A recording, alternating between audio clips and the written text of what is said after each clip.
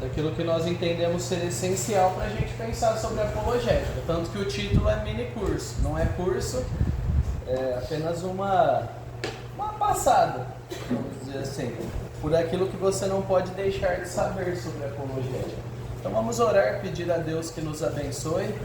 Eu espero que nós possamos crescer juntos, que as expectativas de todos nós estejam equilibradas e que Deus nos supra de acordo com a vontade dele, tanto intelectualmente quanto os desdobramentos disso, né?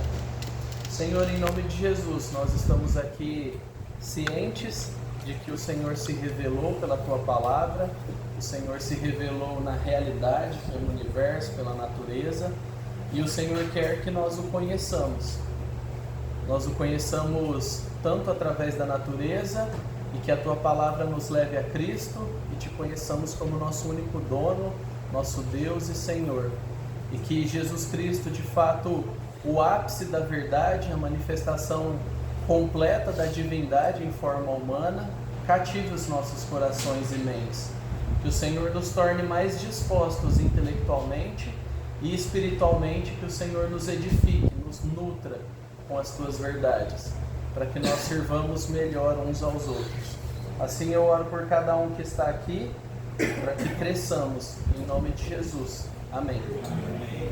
Bom, então eu gostaria de introduzir falando: você recebeu um glossário, leiam. Se você ler o glossário vai facilitar muito. Eu coloquei coisas que não estão nessa aula, mas justamente porque eu espero que todo mundo leia com antecedência. Então, às vezes eu não vou me ater tanto a alguns termos, porque tem no glossário e vocês receberam material com antecedência em PDF. Então, estude. Se vocês estudarem, vai servir para vocês ficarem mais antenados, né? E vai facilitar muito, vai dinamizar o nosso tempo. Então é impossível falar de apologética sem falar sobre pensar, sobre o processo do pensamento, análise de informações. O simples fato de falar isso é fruto de pensamento, e quando eu falo você só entende porque você pensou. Porque você tem um conjunto de verdades que, quando eu falo a palavra pensar, você sabe o que isso significa, mesmo que você não consiga descrever. Então, nós vamos lidar com alguns termos que talvez sejam aparentemente um pouco difíceis ou desafiadores no começo, mas é tudo coisa que a gente usa no dia a dia e faz tudo muito sentido, né? Então aqui nós precisamos começar dentro desse processo com algo muito básico, que é a compreensão dos pressupostos. O que são os pressupostos? São aquelas crenças que nós assumimos como verdadeiras e que, mesmo que a gente não possa provar ela, a gente acha que é verdade. Então, todos nós temos algum pressuposto. Por exemplo, você sentou nessa cadeira sem testar ela. Quem disse para você que a cadeira é confiável, que ela vai aguentar seu peso, independente se você é magro ou não? Ninguém disse para você que a cadeira é confiável. Há um pressuposto. Como nós chegamos nesse pressuposto? A gente vai trabalhar um pouco sobre isso, mas são aquelas ideias que fundamentam a base para tudo que a gente entende da realidade. E naturalmente, as nossas ações são fruto das nossas ideias e da nossa compreensão da realidade. Então a maioria de nós cresce aceitando desde criança que a Terra é um globo e não é plana, apesar de que hoje em dia está ficando famosa essa teoria, que existem 7 continentes, que o universo à nossa volta é composto por partículas minúsculas chamadas de átomos. Então a gente aceita isso, a gente vai recebendo essa informação e é uma informação acumulada. Aí você recebe uma informação e diz: a gente crê assim desde que foi descoberto isso. E por causa disso, a nossa maneira de vida mudou. Nós entendemos mais do universo, né? E se você cresceu numa família cristã, ou numa família que se diz cristã, ou numa família que, na falta de nenhuma opção, adotou aquilo que se chama de cristianismo cultural, você cresceu ouvindo sobre um certo Abraão, um certo José, e aí você ouviu de algum José, pode ser o do Egito ou o pai adotivo de Jesus. Ou um Davi, e umas pedrinhas e umas ovelhinhas, geralmente se ensina no diminutivo, né? E Jesus, que genericamente todo mundo simplesmente explica, ele morreu por nós. Ninguém qualifica nós, ninguém qualifica porque morreu. Culturalmente só se fala isso. Jesus foi aquele que morreu por nós. E ninguém geralmente explica isso. Agora, se você cresceu numa família cristã, evangélica, que de fato levava a sério essas doutrinas, então você teve explicações. Você não só recebeu, você recebeu e você teve algumas explicações sobre, por exemplo, a obra desse Cristo, desse Jesus. Então, você foi ensinado que existe um Deus e Jesus vem porque é um Deus. Que a Bíblia é a revelação divina para a humanidade, numa linguagem que a humanidade entenda. Porque se Deus se revelasse em outra linguagem, a gente não saberia. Faz bastante sentido. Essa revelação divina veio através de hebraico, aramaico, grego. E o ápice dessa revelação é Jesus, que é Deus e homem ao mesmo tempo, o Filho único de Deus. E aqui, na Bíblia, levando em consideração que tem uma Bíblia aqui, apesar disso não ser uma Bíblia, é que ele morreu pelos pecados e ressuscitou, oferecendo a vida eterna a todos aqueles que se comprometem, se arrependem e creem nele. Já é melhor do que morreu por todos, nossa. Já é uma explicação muito melhor e correta. Então, nós sempre devemos nos preparar para conviver com pessoas que pensam diferente de nós, certo? Então, se esses são os seus pressupostos, não quer dizer que todo mundo ao seu redor pense igual. Talvez alguns anos atrás fosse mais comum isso. Todo mundo partir do ponto, do pressuposto, que a maior parte das pessoas conhecem Jesus. Tanto que não é nem necessário falar nada sobre, porque é óbvio que todo mundo conhece, né? Hoje em dia o máximo que a gente faz é ou indicar The Chosen, ou perguntar se já assistiu A Paixão de Cristo para tentar entender. Porque a gente não consegue talvez nem lidar com as palavras e explicar as coisas. Então a gente terceiriza para alguma obra cinematográfica que vai fazer o nosso trabalho de explicação. O que é até viável, desde que a gente saiba do que a gente está falando e se prepare para as perguntas, né? Já que a gente indicou algum material. Então, se você crê nisso e você afirma ser cristão, parabéns, você é um irmão. Eu não posso atestar a sua fé, mas é um bom indício de que provavelmente você é um cristão. Se você vive na comunhão da igreja, busca crescer em santidade. Mas nem todos são. E você convive com essas pessoas, mesmo que elas talvez digam que são cristãs, mesmo que elas gostem de coisas religiosas, místicas, mesmo que elas gostem quando você fala, vou orar por você, e elas sintam um quentinho no coração, assim, sabe aquele sentimento de, oh.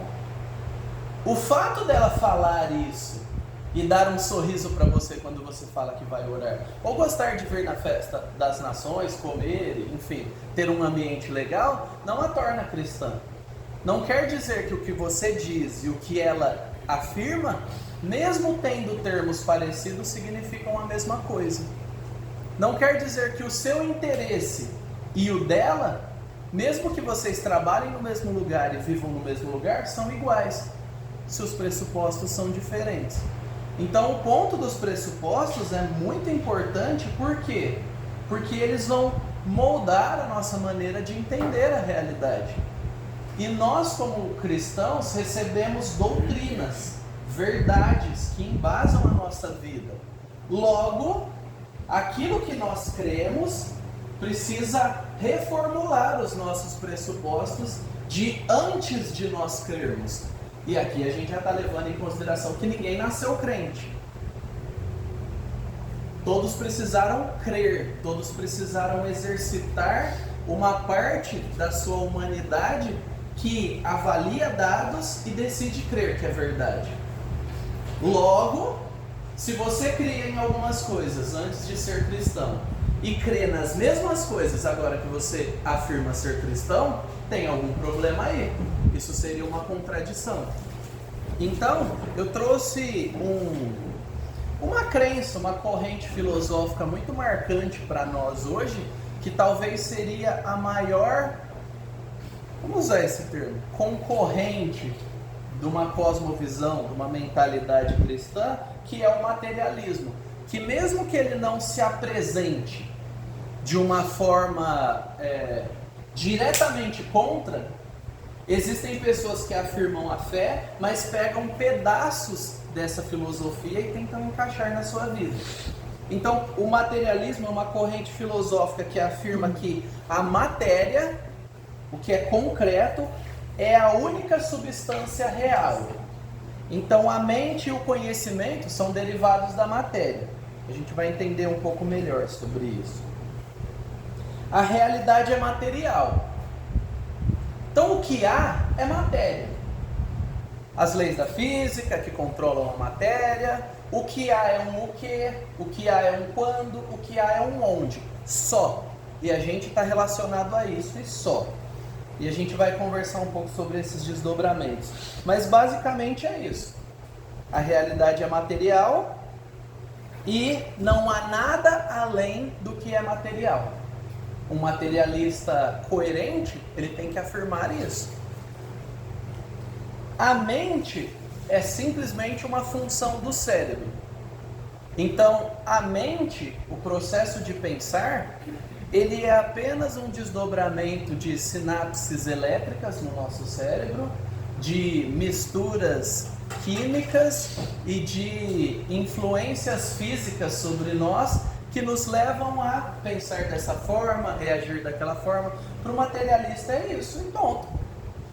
Então, qualquer coisa que não caiba nisso, não faz sentido, é ilusão, não funciona, enfim. E o conhecimento é baseado na experiência. Isso significa que o conhecimento é adquirido através de uma experiência com o mundo material. Essencialmente, eu vejo, eu toco, eu cheiro, eu sinto isso através do meu corpo, então é legítimo, então é real. Se eu não vejo, não toco, não cheiro, não degusto, não é real. Então, não importa. Eu quero rejeitar as evidências de qualquer coisa. Esse é o materialista. Não cabe no meu mundo, né? É um universo fechado.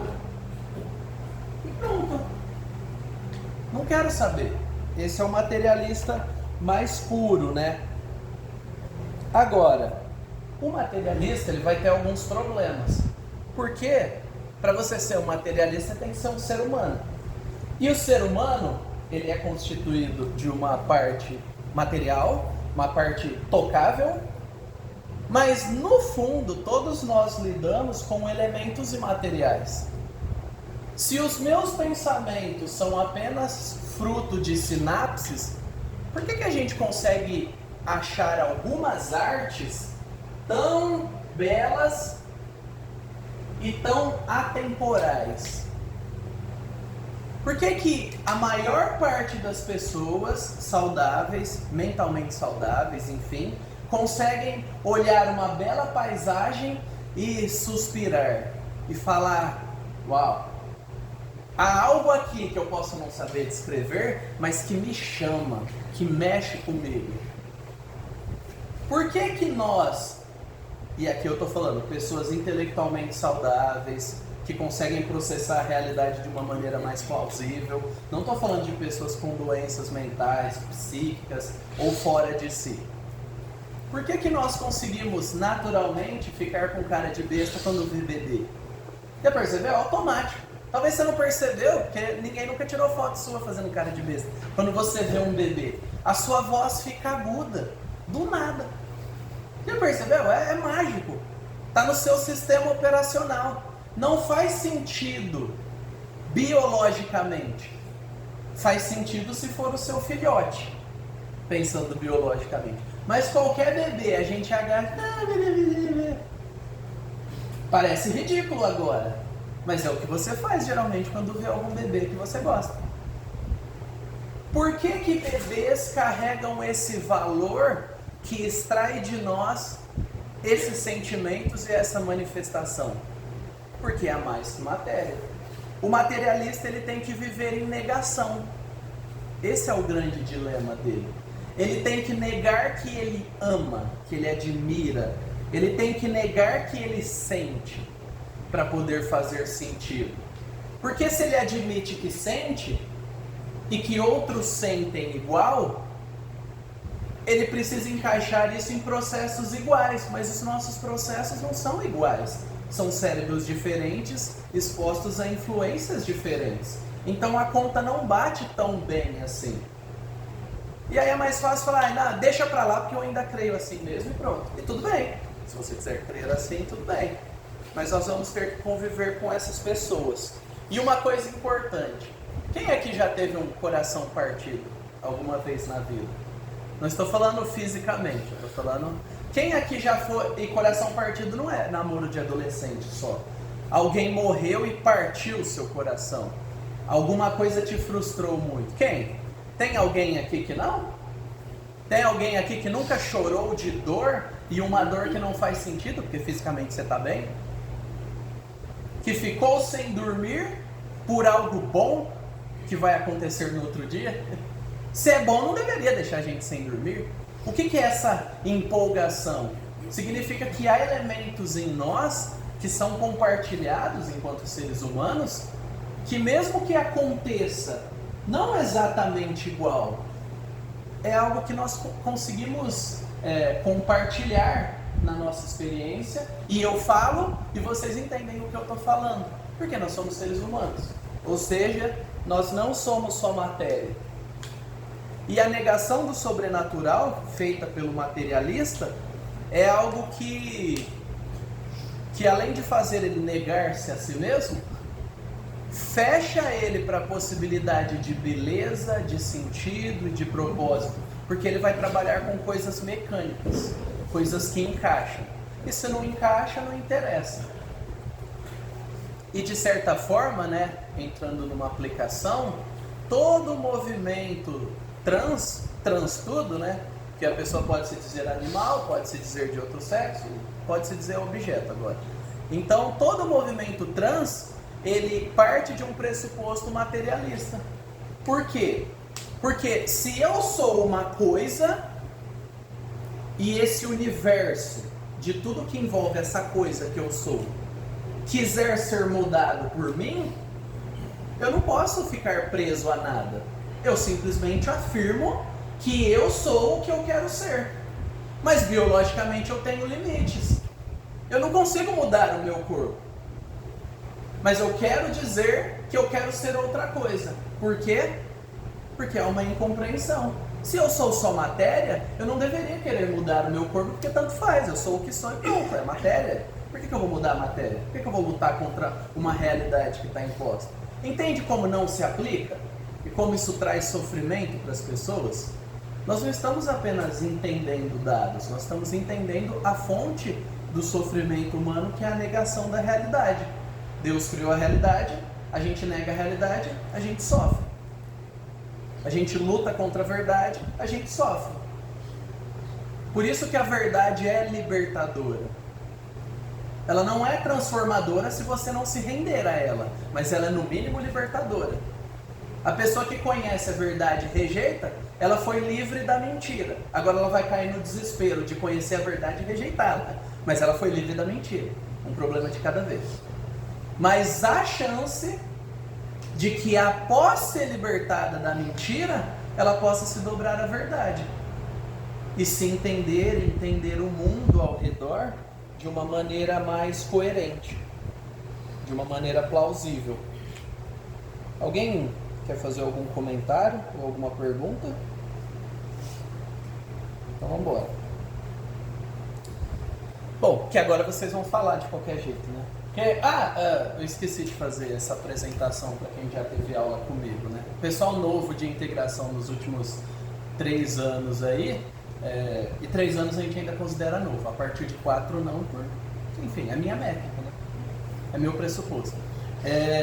Eu sempre combino, né? Eu falo, eu vou fazer perguntas para vocês e vocês podem fazer para mim, que é um relacionamento de igualdade. Então agora chegou aquele momento tão não esperado por vocês que eu vou fazer perguntas.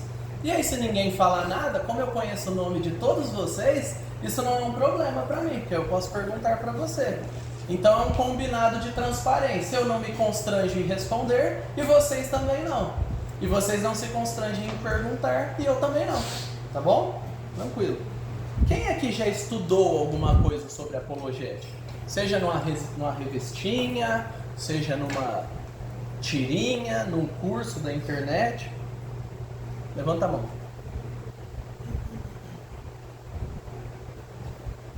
Beleza. Por quê? De maneira sucinta. Alguns momentos da minha vida que a minha fé foi testada, eu precisei de algo um pouco mais sólido. Beleza? Não vale ficar falando eu também, depois se a primeira pessoa responder também. Tem que pelo menos falar o mesmo com outras palavras. Também para fundamentar minha fé e criar outras formas de argumentos para convencer as pessoas e mostrar a verdade para elas. Beleza? A partir do momento que eu tive a primeira crise de fé, de alguma forma eu consegui embasar racionalmente o que eu acreditava. Parece ser uma coisa assim, muito pessoal ou muito subjetiva. Tá. Para ter paz, preciso de algumas respostas. Pode falar. Fala alto. O meu irmão, uma época, deu um curso desse, pra gente tinha adolescente, então não estava procurando. Mas algo que ele ensinou pra gente, ele acabei gostando e procurei mais dele. Não deu pra fugir, né? O irmão mais velho, né? Te obrigou a ver. Tô brincando.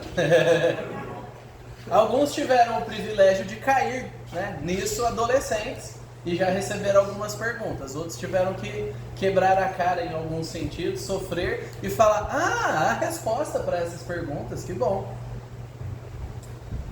Alguém aqui pode comentar em que circunstância ou alguma situação em que precisou defender sua fé? Precisou defender ela não brigando, tá? Se tem algum caso de agressão, alguma coisa assim, deixa.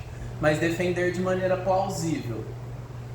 Falar assim, não, eu tive uma situação que eu precisei organizar a minha fé em argumentos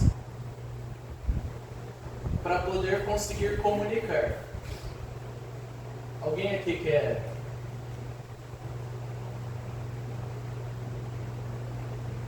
Alguém aqui quer compartilhar?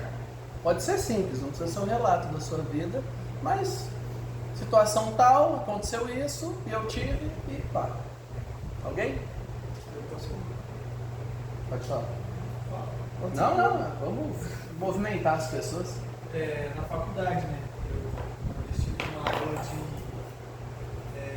lembro, acho que era Educação e Sociedade, né?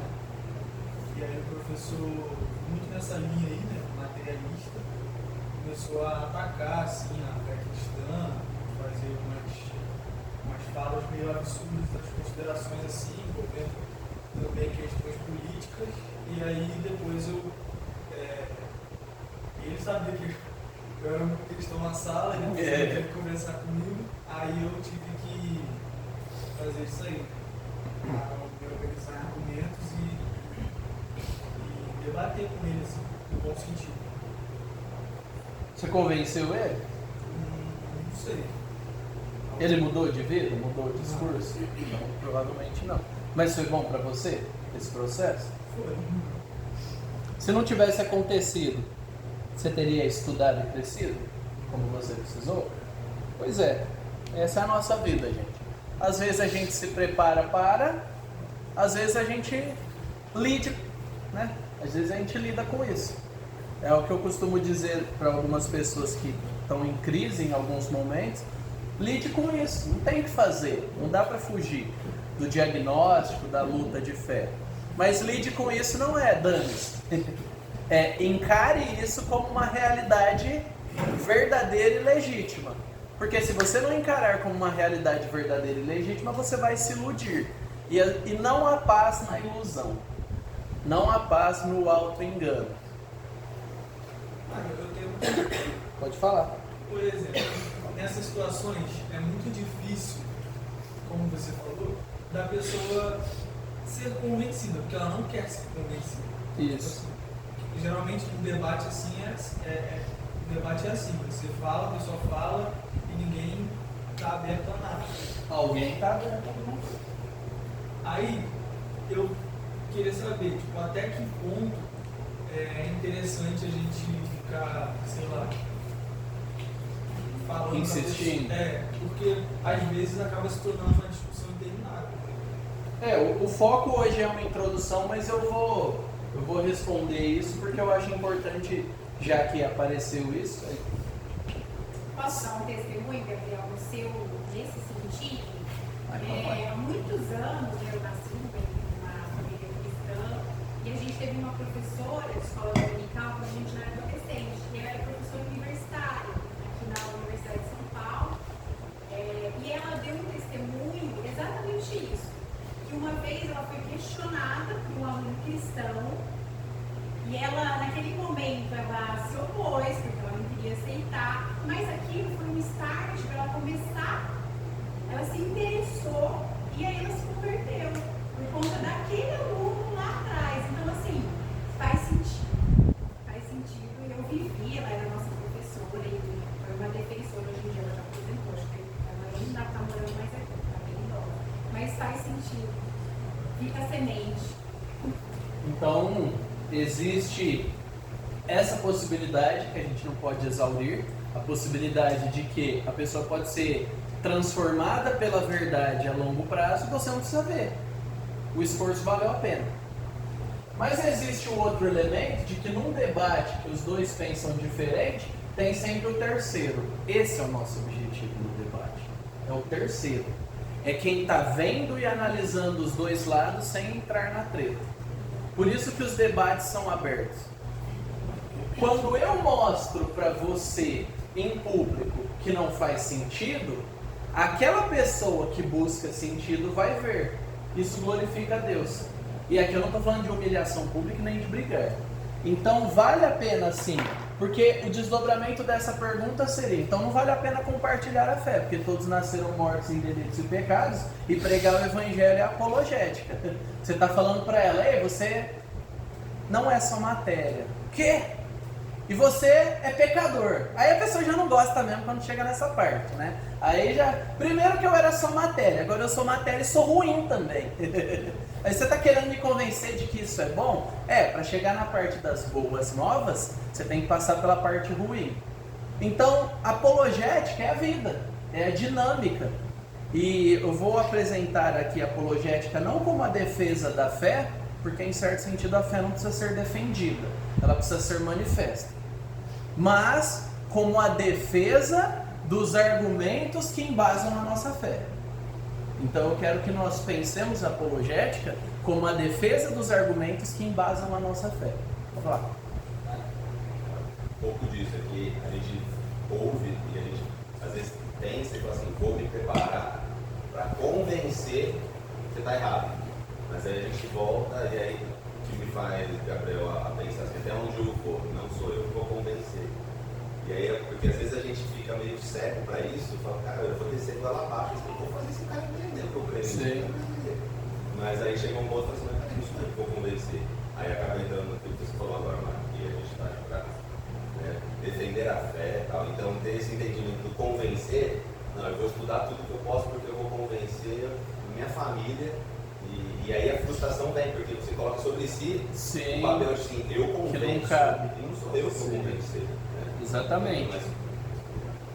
E se você é cristão, e se você é cristão por algum tempo, e passou da fase que tudo é lindo, que não é só sentimento, porque no começo é muito sentimento, via de regra, você está curtindo tudo aquilo. Mas aí depois você precisa de alguns porquês, para alguns comos na sua vida. Por quê? Para viver desse jeito. Você precisa entender que a condição de possibilidade de mudança é duvidar. Tá bom? Vou repetir. A condição de possibilidade de mudança é duvidar. Se você acha que já está tudo certo, você não vai duvidar. Se você não duvidar, você não vai aprender, entendeu? Para nós aprendermos, nós temos que ser seres que duvidam e que são curiosos. Agora, o cristão não tem uma dúvida que o leva para longe de Deus. O cristão tem uma dúvida e ele vai buscá-la em Deus para ser resolvida. Até porque às vezes a dúvida nem é real, é só um sentimento. E quando eu vou buscar respostas, eu falo, nossa, nem era uma dúvida, talvez era um chilique com algo que eu li na Bíblia e não gostei. E às vezes a gente dá chilique com algumas verdades que são difíceis de engolir. E Deus não dá chilique conosco, amém? Ele é nosso Pai, Ele é maduro e não joga a gente fora, mesmo quando a gente está dando chilique. Então a gente pode ser paciente um pouco uns com os outros nesse processo. Porque se você não duvidar, você vai estar totalmente despreparado quando alguém falar, como é que eu vou saber que Jesus ressuscitou? Eu não vejo pessoas ressuscitando o tempo todo. Ou, essa é boa, essa é clássica. Essa geralmente é a primeira. Ah, a Bíblia foi escrita por homens. Como é que eu vou acreditar nisso? Se você nunca parar para pensar, quando vier e virá, a não ser que você viva numa bolha só com cristãos e que nenhum desses cristãos tenha dúvida, o que é muito improvável. Você não vai saber responder, você não vai saber buscar, porque você nunca ouviu essa pergunta, você nunca lidou com o desconforto desse questionamento, você nunca revisou a sua fé. Ou como saber se Deus existe mesmo? E aqui nós lidamos com uma verdade, que é 1 Pedro 3,15, que a gente precisa decorar.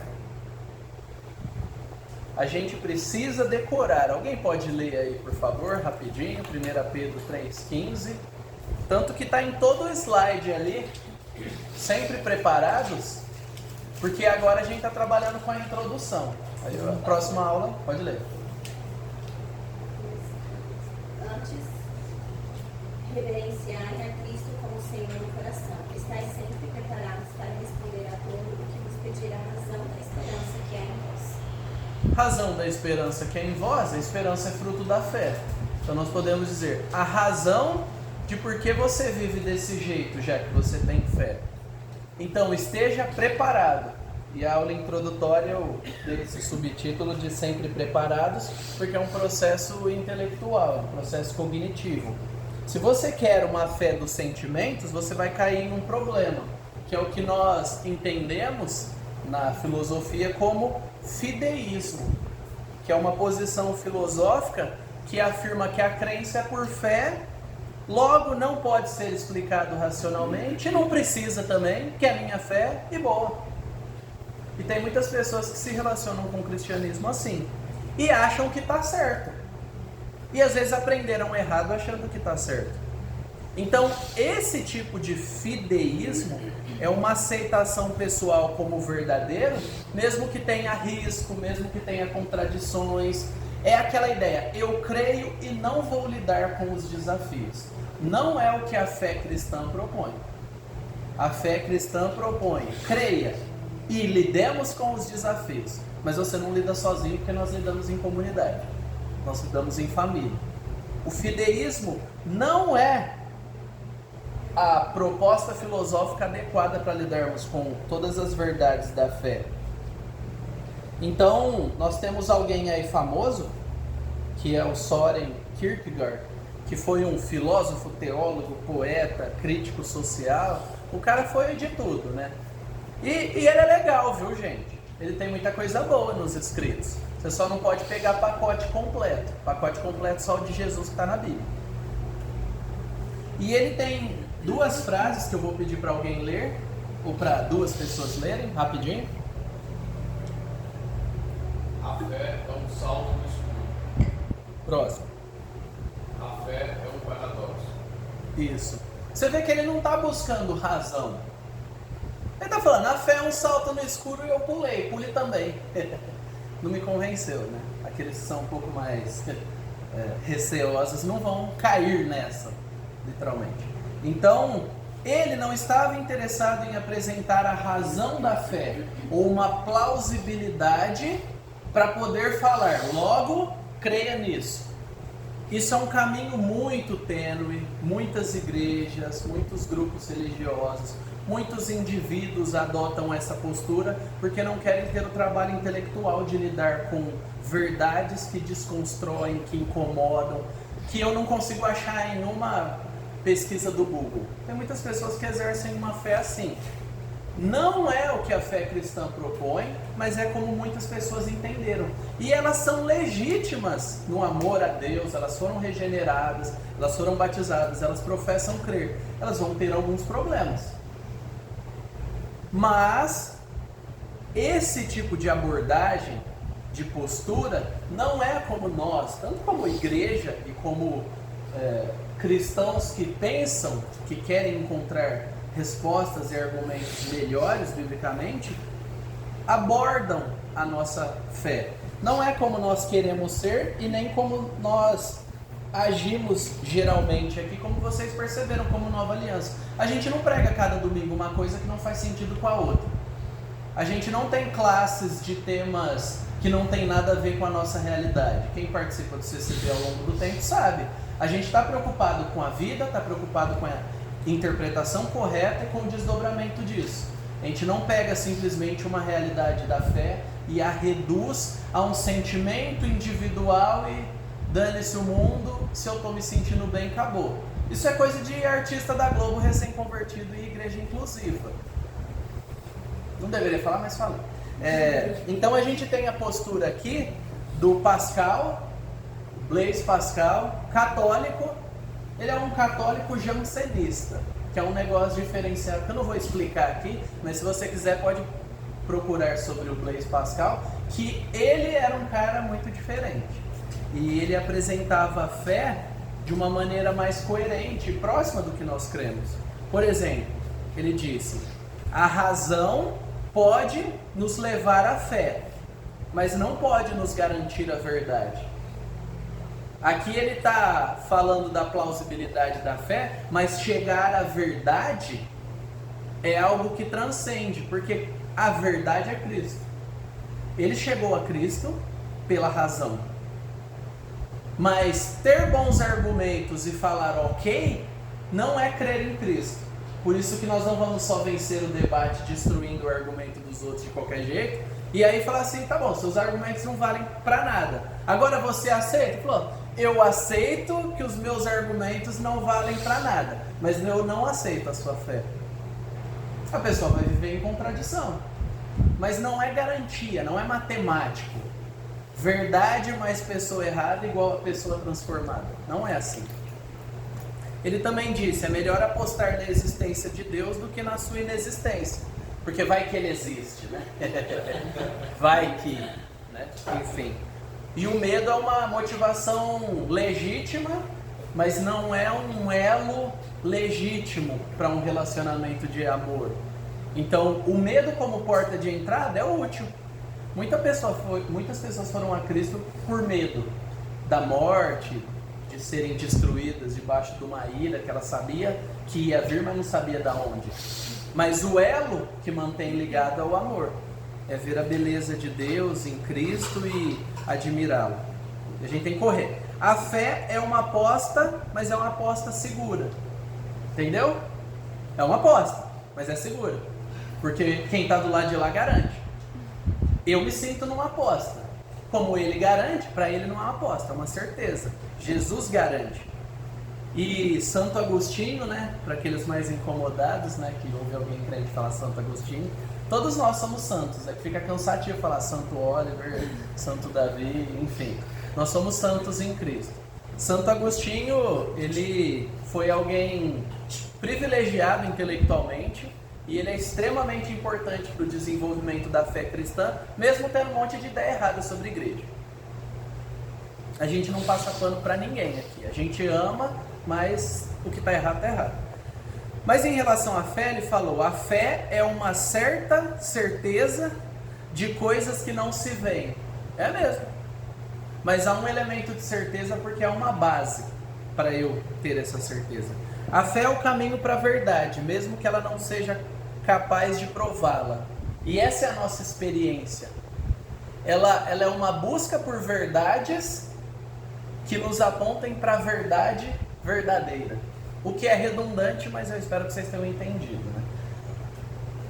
E aqui tem o meu professor, o Jonas Madureira, nesse livro aqui, Inteligência Humilhada.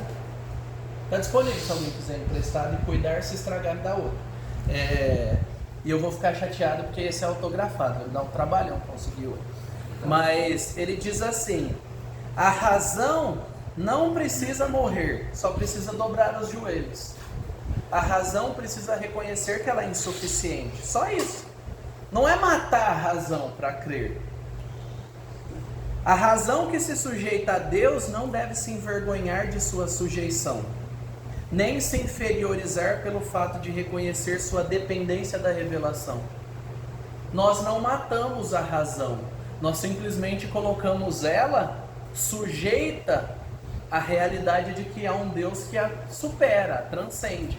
A gente não joga fora a razão, só que nós não somos escravos dela, porque a fé nos leva além da razão, não contra a razão. Um exemplo prático. Porque se alguém falar assim, né? Eu orei e hoje eu sonhei que você deveria... não, isso daí é constante. Que você deveria jogar na loteria nesses números. Aí não constante tanto. E eu falo, joga! E se ganhar me dá um pedaço também, né? Afinal fui eu que sonhei, né? Qual que é a lógica disso? Se eu sonhei e eu tenho os números e é verdade, por que eu mesmo não jogo? Entende? Como não faz sentido? Mas é essa distorção. A pessoa, ela crê, ela recebe, ela entende e ela age sem pensar a partir disso. A razão não tem que ser jogada fora, ela só tem que se dobrar. E tem muito mais coisa profunda nesse livro, não é à toa que chama Inteligência Humilhada, né? Se você ler e não sentir a sua inteligência humilhada, ou você é arrogante ou você conhece muito mesmo de Deus, de Bíblia e de si. Eu não era assim quando eu li. Foi o primeiro livro que eu tive que ler para o seminário e me colocou no lugar certo para crescer. Uma condição de humilhação. E aqui não é humilde, tá? Porque às vezes a gente usa o termo humilde de forma errada. Pobre não é humilde e humilde não é humilhado. Pobre é pobre, humilde é humilde e humilhado é humilhado. Nossa condição de humilhação parte do fato de que nós não somos. E diante de Deus, nós não somos nada. Não quer dizer que é ruim a condição de humilhação. Ela simplesmente é a nossa realidade. Diante de um Deus digno, bom, admirável, nós estamos em estado de humilhação. Mas isso não deve ser ofensivo. Bom, a gente vai ter que correr aqui um pouquinho, né? Mas vocês têm o material e eu espero que vocês leiam os textos bíblicos com uma abordagem que nós estamos propondo, que é bem simples. Que é a apologética pensando em nós e pensando em como nós levamos ela a outras pessoas. Então, a apologética como prova está diretamente ligado a apresentar uma base racional para a fé, provando o cristianismo verdadeiro. E eu quero dar essa ênfase aqui, pensando em nós como cristãos. Você não vai conseguir fazer apologética se as suas perguntas e as suas desconfianças forem as mesmas. E você não vai conseguir suprir essas dúvidas se você não estudar a verdade, as doutrinas e a base e não gastar tempo lutando com isso. A verdade, ela é dada, ela é revelada. Não existe caminho fácil.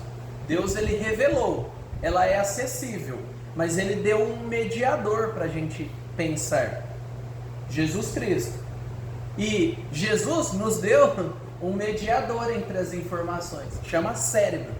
Se a gente não usar ele, a gente não vai assimilar as verdades. A gente tem que passar por esse processo de análise, de pensamento, de compreensão e de humildade. Então aqui a ideia de apologética como prova, pensando em nós mesmos. Nós precisamos de provas. Por que eu não vou fazer isso? Eu sei que eu devo fazer isso. Por causa dessa verdade que me sustenta. Então não vou ser guiado pelo meu sentimento. Mas cada célula do meu corpo diz que eu preciso fazer isso.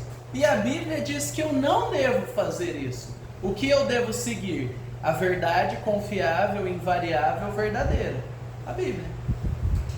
Porque essa verdade é confiável. Cada célula do meu corpo é caída. É deturpada. E quem já seguiu cada célula do corpo em algumas situações, sabe por que não deve segui-la, né? Então, é uma verdade evidente. Nós temos aqui Tomé, que era um dos 12. Ele precisava crer na verdade.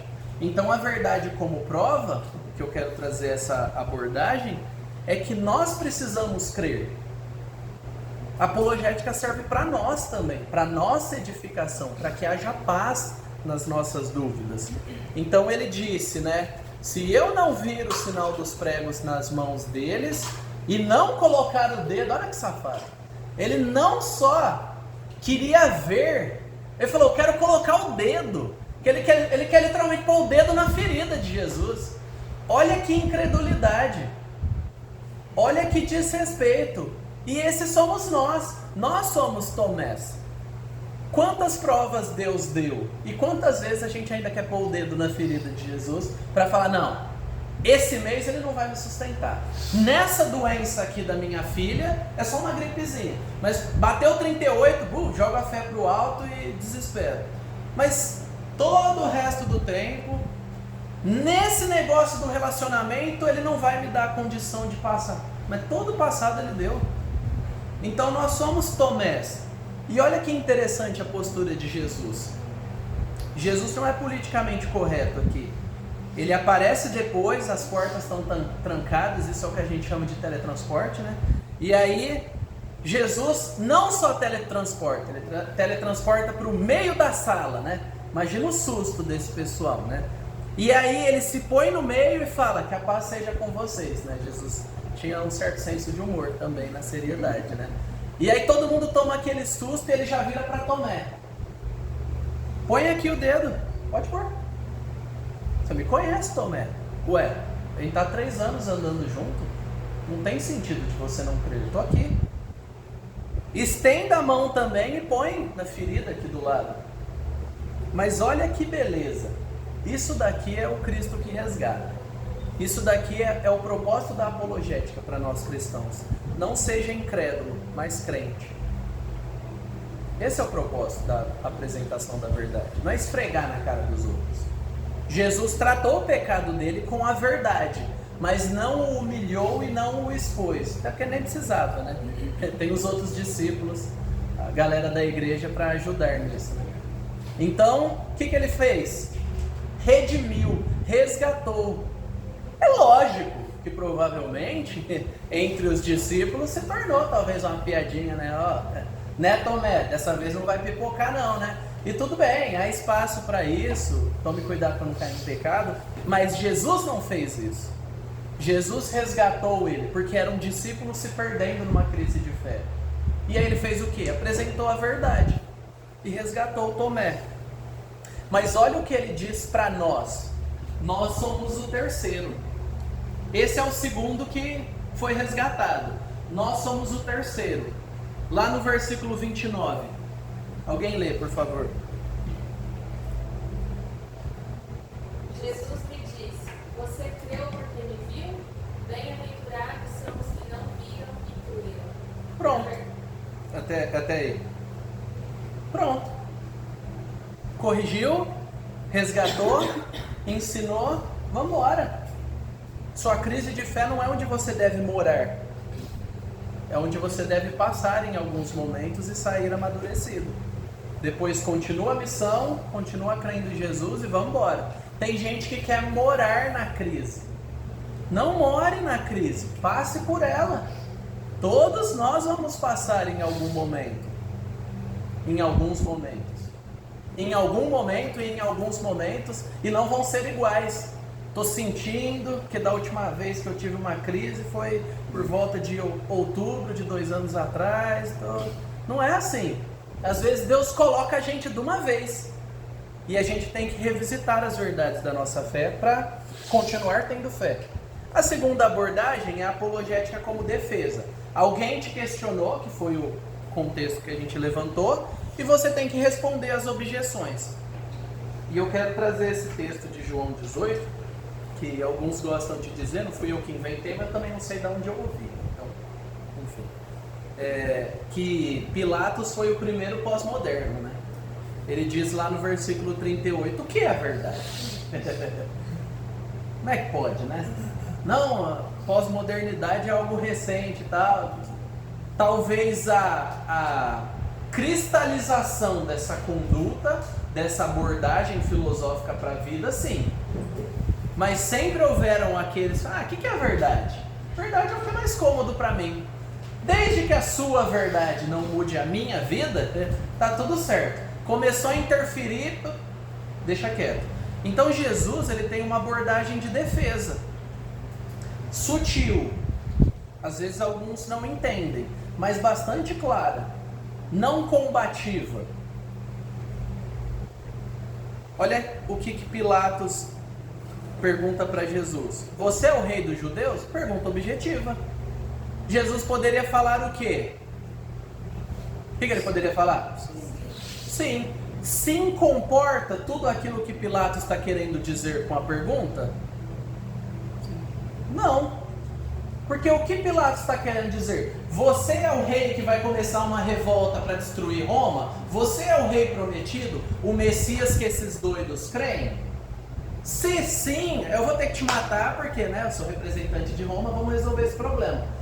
Mas você é meio diferente, Não estou conseguindo entender essa sua abordagem. Amar o inimigo, dar comida para os outros, falar que a gente tem que sofrer e não pode chutar o pau da barraca, não está batendo. Então você é o rei dos judeus mesmo? Jesus sabe a motivação dele e o que ele quer dizer com a pergunta. Olha como ele é perspicaz. Mas essa pergunta vem do Senhor mesmo ou foram outros que lhe falaram a meu respeito? Jesus está chamando ele à reflexão.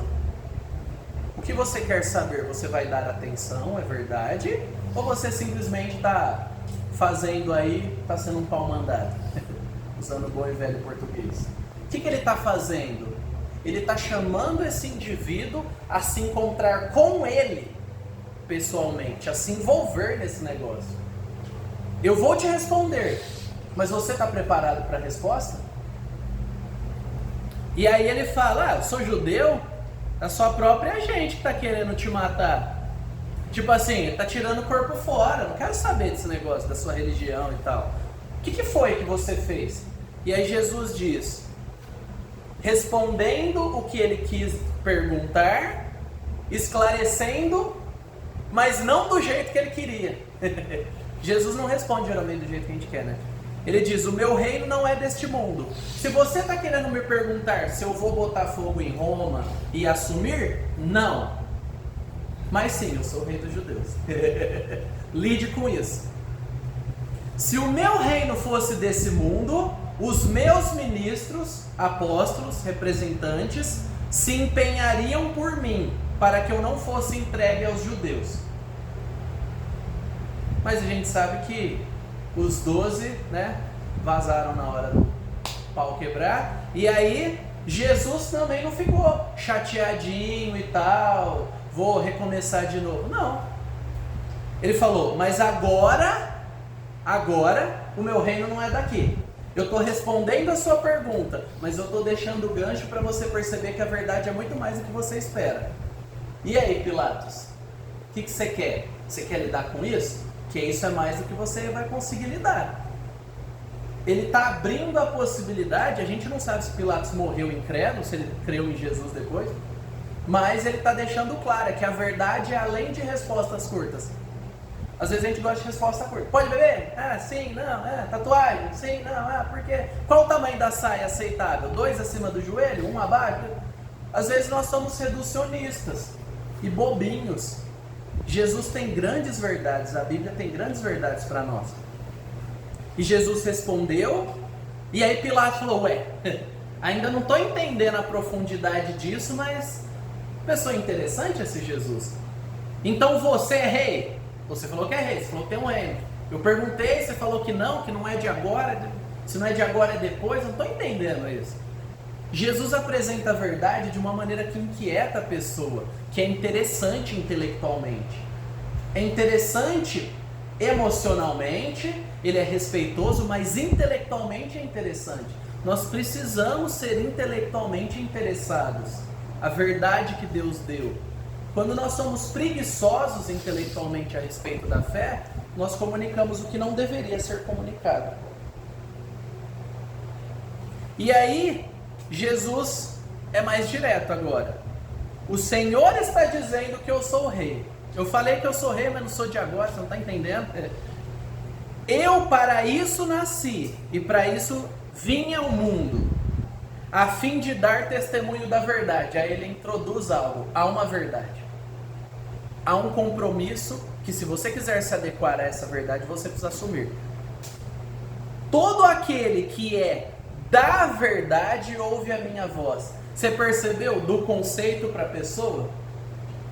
Da dúvida para uma proposta de vida. Ele está falando de conceito e ele chega em gente. Aquele que é da verdade ouve a minha voz. Jesus está pregando para ele.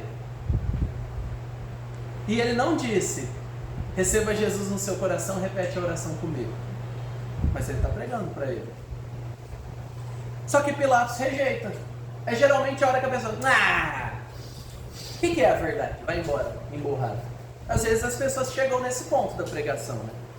A gente quer chegar no recheio, né? Quer ver a pessoa falando, não, eu creio e é isso e tal. Mas via de regra não é assim que acontece. Às vezes a luta dura anos e vai ser outro que vai colher o fruto da sua pregação.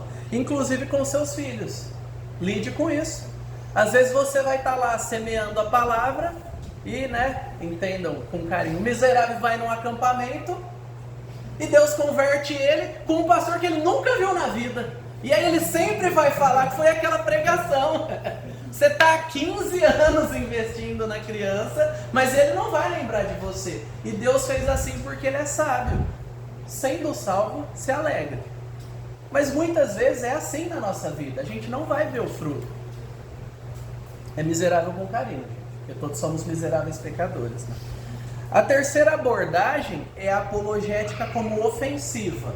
É você ir para o debate público. É luterar a coisa, sabe? Quando Lutero vai lá na Reforma, ele fala, eu vou chamar para o ringue, para o centro de disputa acadêmica, e coloca as 95 teses na porta e deixa o pau quebrar. Ele estava preparado para debater e para perder a vida, mas ele foi ofensivo, ele foi propositivo, ele não foi reativo.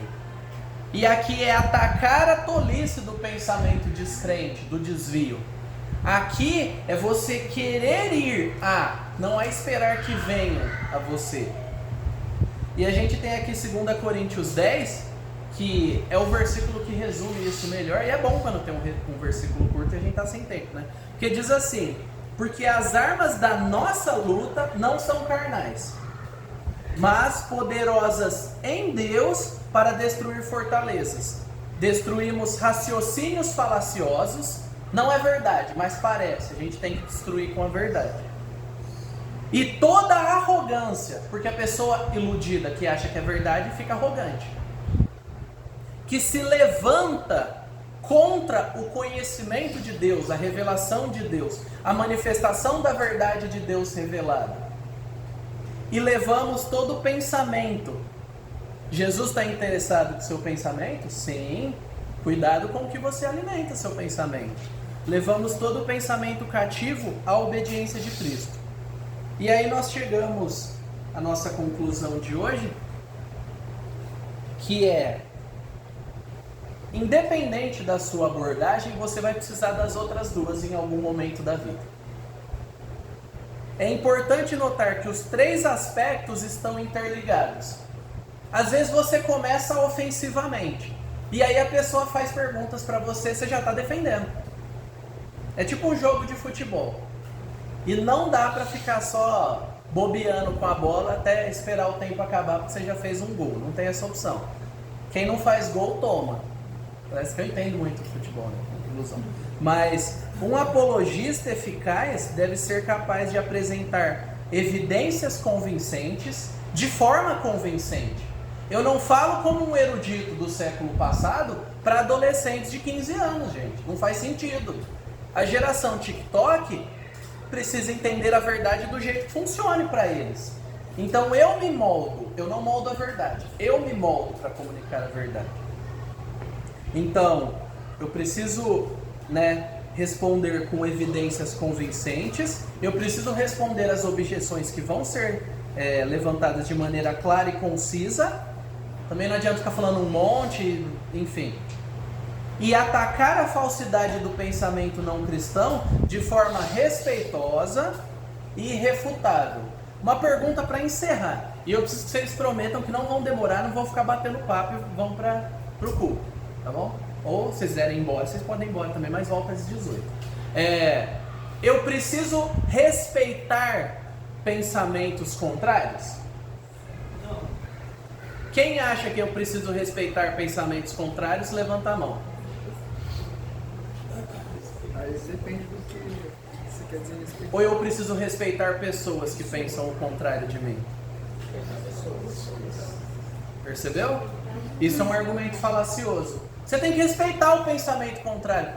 Não, eu destruo o argumento, que é o que a Bíblia me manda.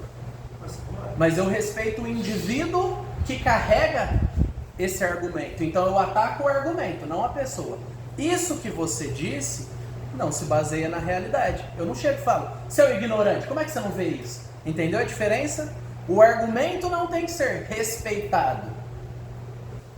Respeitado no sentido de deixa quieto lá e tal.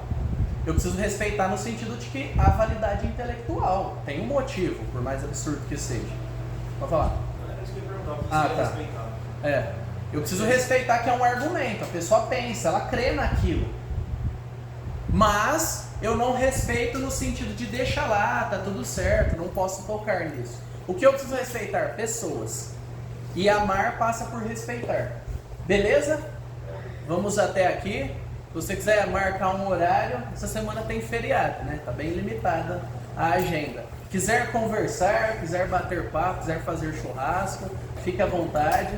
Quiser fazer uma live, não curto tanto não, a gente faz. Mas não saia daqui com muitas dúvidas. E não se limite ao conhecimento daqui. Se você quiser voar daqui, voa. Deus te abençoe. Sabe, aqui é só um hangar. Daqui vocês voam para onde Deus quiser levar vocês. Amém? Eu não vou nem orar porque não dá tempo. Então Deus abençoe. Até o outro domingo, que o próximo é feriado e muitos vão estar viajando. E dia 17 a gente toca o barco.